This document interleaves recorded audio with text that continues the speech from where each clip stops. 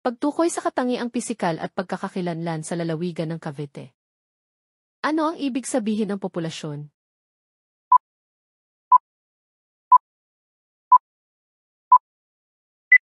Tama, ang populasyon ay tiyak na dami ng taong nakatira sa isang lugar o pamayanan. Ano ang nakita niyo sa larawan? Sa inyong palagay ang mga ito ba ay makikita sa ating lalawigan? Tama! Ito ang tahong, asin, talaba at paminta at ang mga ito ay makikita sa lalawigan ng Cavite. Ang Calabarzon ay isang rehiyon ng Pilipinas na binubuo ng 5 lalawigan, Cavite, Laguna, Batangas, Rizal at Quezon. Ito ay kilala sa tawag na Timog Katagalugan dahil nakararami ang Tagalog na naninirahan dito. Wikang Filipino at Tagalog ang wika ng mga tao rito. Ang Cavite, na ang kabisera ay lungsod ng Tres Martires, ay may malawak na kapatagan at mahabang baybayin. Pangingisda, pagsasaka, pagpapastol, paggawa sa mga pabrika o kumpanya ang pangunahing hanapbuhay dito. Ang land area o laki nito ay 1,287.6 km². Ating tignan sa talahanayan ang katangiang pisikal ng lalawigan ng Cavite.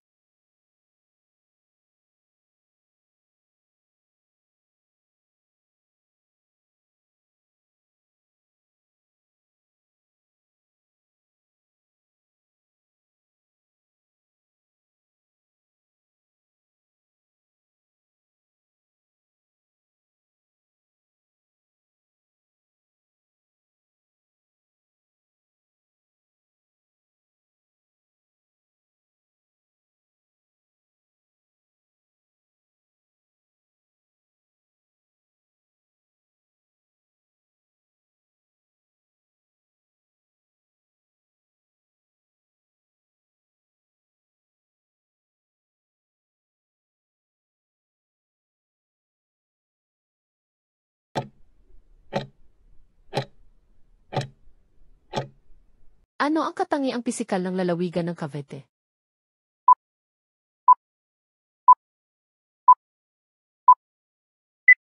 Tama! Ito ay may malawak na kapatagan at mahabang baybayin. Panuto, isulat ang tama kung wasto ang tinutukoy sa pangungusap at mali naman kung hindi. Ang lalawigan ng Cavite ay mayaman sa likas na yamang lupa at tubig.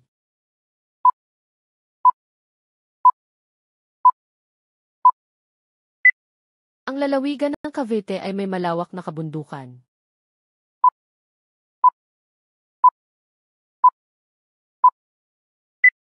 Tahong at talaba ang pangunahing produkto sa Bacoor.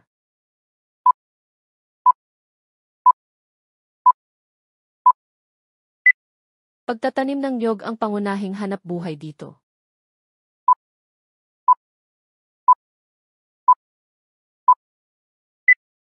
Ang Cavite ay isa sa lalawigan ng Rehiyon 4A Calabarzon.